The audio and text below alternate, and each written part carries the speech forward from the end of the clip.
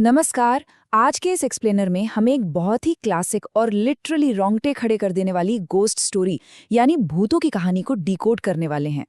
हम अक्सर ऐसी कहानियां सुनते हैं, राइट? लेकिन आज हम देखेंगे कि कैसे एक कहानीकार सिर्फ अकेलेपन और खराब मौसम का इस्तेमाल करके एक ऐसा माहौल बनाता है जो दिमाग से निकलता ही नहीं। ये सिर्फ एक डरावनी कहानी नहीं है, बल्कि एक मास्टर क्लास है कि डर को धीरे धीरे कैसे बिल्ड किया जाता है। तो चलिए बिना किसी देरी के इस दिलचस्प सफर की शुरुआत करते हैं। जरा सोचिए, क्या कोई इंसान भूतों के साथ आराम से बैठकर चाय पी सकता है? सुनने में अजीब लगता है ना? लेकिन यही वो सबसे बड़ा रहस्य है जो इस कहानी में हमें तुरंत खींच लेता है। इमेजिन कीजिए, एक बिल्कुल सुनसान तूफानी रात है, एक बहुत ही दूर दराज का गांव है और वहां कुछ ऐसा हो रहा है जो हमारी और आपकी समझ से बिल्कुल परे है। ये सवाल ना सिर्फ क्यूरियोसिटी बढ़ाता है, बल्कि उस रहस्यमयी माहौल की नींव रखता है जिसमें हमारे मेन कैरेक्टर की एंट्री होने वाली है। मतलब, जो चीजें जैसी दिख रही हैं, क्या वो सच में वैसी ही हैं? अब देखिए, किसी भी बेहतरीन लोक कथा या कहानी की तरह इसकी शुरुआत भी बहुत ही नॉर्मल तरीके से होती है। हमारे मेन कैरेक्टर संजय को अपने बचपन के दोस्त रवि की एक चिट्ठी मिलती है। छुट्टियां चल रही हैं, संजय अपनी नॉर्मल जिंदगी जी रहा है, सब कुछ एकदम सेट है। लेकिन ये चिट्ठी उसका रूटीन तोड़ देती है। और बस यहीं से वो अपनी सेफ और जानी पहचानी दुनिया को पीछे छोड़कर एक अनजान तूफानी सफर पर निकल पड़ता है। कहानी की शुरुआत के लिए ये एक परफेक्ट इंसाइटिंग इंसिडेंट है। कहानी आगे बढ़ती है और परेशानियां एक टाइम लाइन के हिसाब से बढ़ने लगती हैं। सुबह संजय घर से बड़े आराम से निकलता है, लेकिन दोपहर होते होते किस्मत पलटने लगती है। अचानक एक भयंकर तूफान आता है, रास्ते में पेड़ गिर जाते हैं और बस बीच में ही रुक जाती है। रात होते होते संजय देवगढ़ नाम की एक जगह पहुंचता है जो बिल्कुल सुनसान है। मतलब, आप देख रहे हैं कि कहानीकार कैसे जानबूझकर एक-एक करके सारे सेफ ऑप्शंस को खत्म कर रहा है। वो संजय को पूरी तरह से अलग-थलग कर रहा है। इस कहानी में डर पैदा करने के लिए एक बहुत ही शानदार विरोधाभास या कहीं कि कंट्रास्ट का इस्तेमाल किया गया है। संजय के लिए देवगढ़ कोई नई जगह नहीं थी।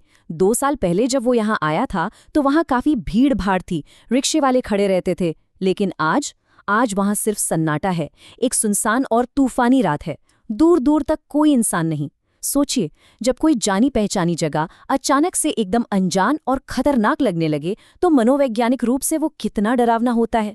जो मॉडर्न चीजें हमें सेफ फील कराती हैं, वो सब वहां से गायब थीं।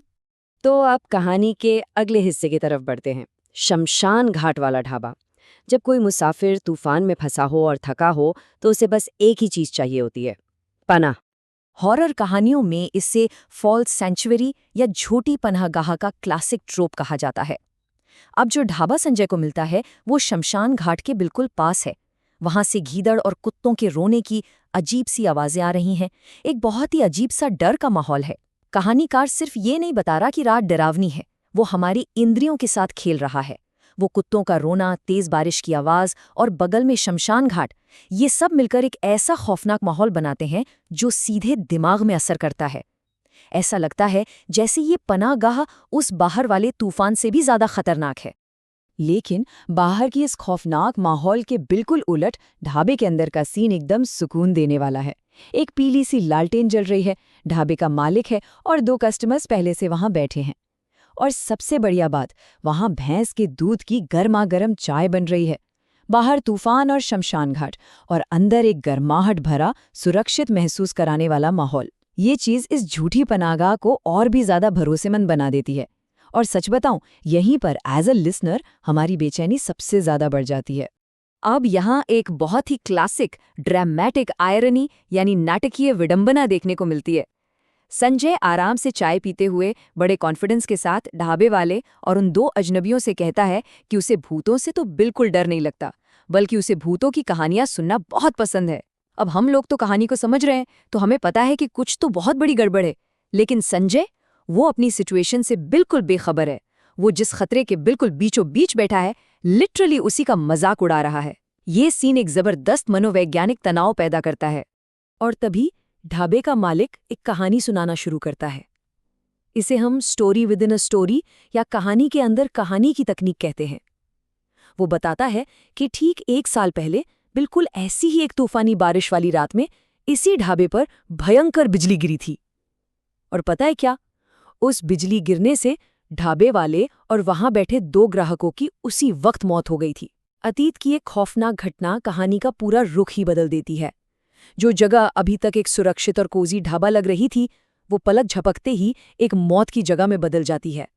जैसे ही ढाबे वाले की कहानी खत्म होती है, बातचीत एकदम अपने पीक पर पहुंच जाती है।